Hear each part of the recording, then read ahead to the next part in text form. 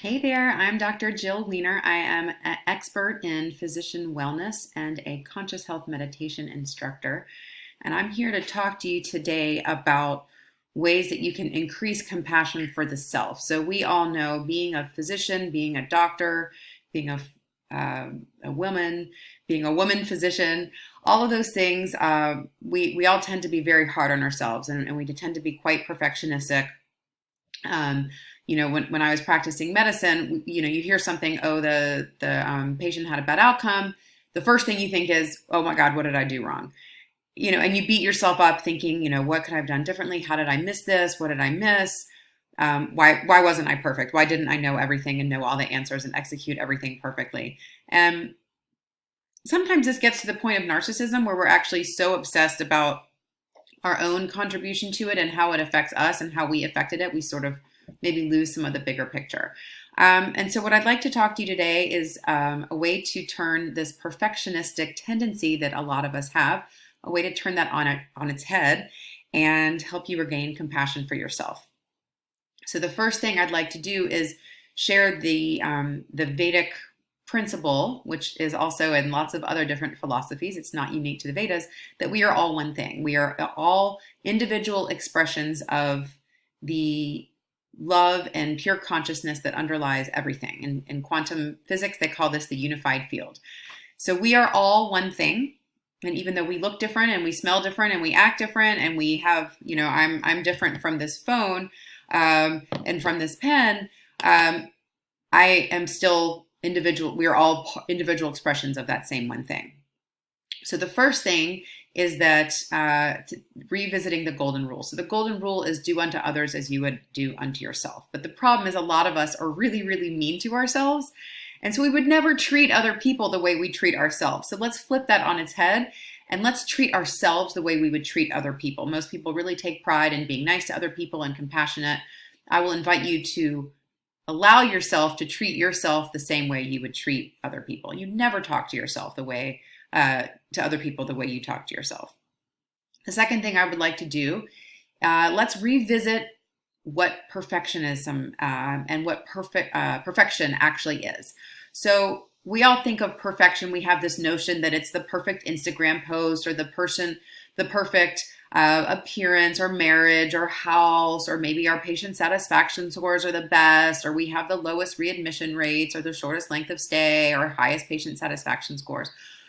We get told in medicine, and particularly as women, or being able to balance everything and be the perfect spouse or parent or physician and do everything perfectly. What I'd like to suggest to you is that there is no such thing as perfection, because that looks different to different people and it's not even real. The people that we think are perfect, they've got their own struggles and secrets that they're also hiding, and they have other people that they aspire to be like. So let's turn perfection on its head and define it as, are you being the perfect expression of you, of what you are supposed to be in every moment? Are you following your path? And in doing so, are you living that path in each moment the way that you should?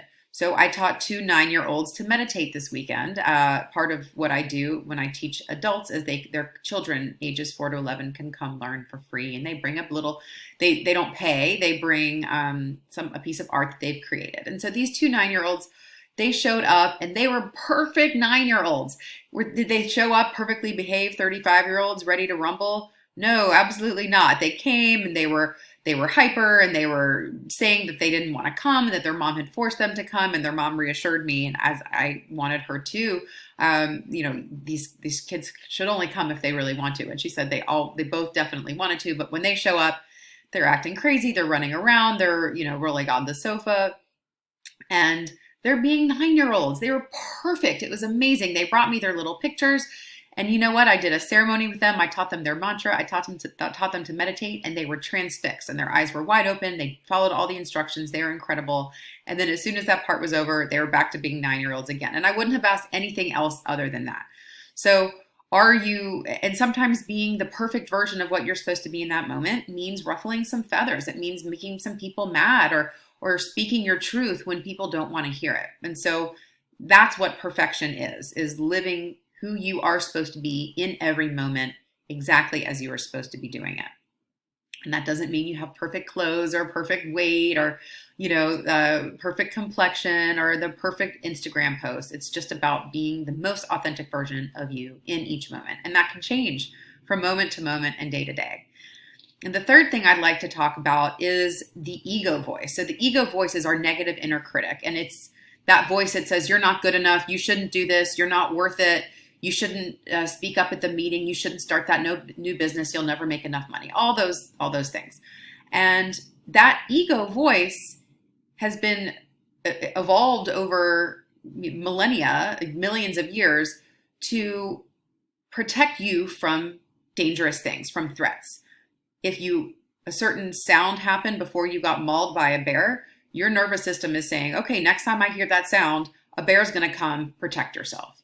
And what happens is now there's less bears around, unless you live in Alaska, there's less bears around looking to eat you all the time, but we start to, that ego, that inner critic starts to make a lot of noise anytime it feels that your safety is threatened. And it puts this wall up around you, and makes you perceive other things as other and fear them and not let them in. And it helps theoretically protect you, but it ends up walling you off and making you quite isolated and lonely. So remember that ego voice telling you all those things, that's not you. That is a protective mechanism kind of that's gone haywire, that's no longer serving your best interests.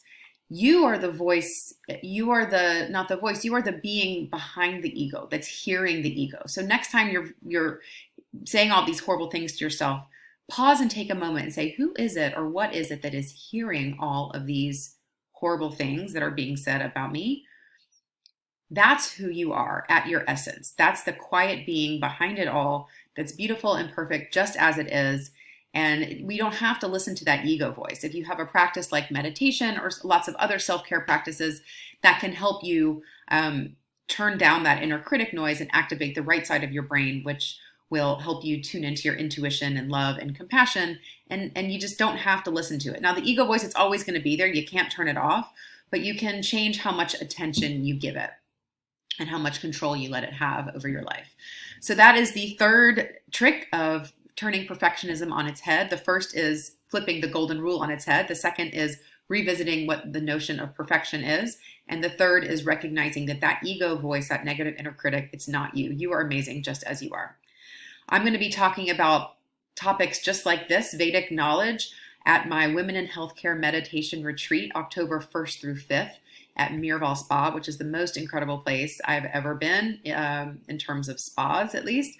I'll be doing nightly informal lectures, no podiums or no PowerPoints, informal lectures on life as a woman in healthcare from a Vedic perspective. And if you found this helpful, I'd invite you to share this with a friend and maybe even join me on my retreat. There's also a 5th night available. I'm offering a $350 CME celebration discount through tonight. This is Tuesday, July 2nd. Through midnight tonight, a $350 discount. I'm also offering, if you register with a friend, a $150 discount for each of you. So if you're interested in joining us, we'd love, love, love to have you. It's going to be an incredible group of women in healthcare. And you can find the registration link at www.meditationinmedicine.com/retreats. I look forward to seeing you there. Hope you enjoyed and have a wonderful holiday weekend being your amazing, perfect self.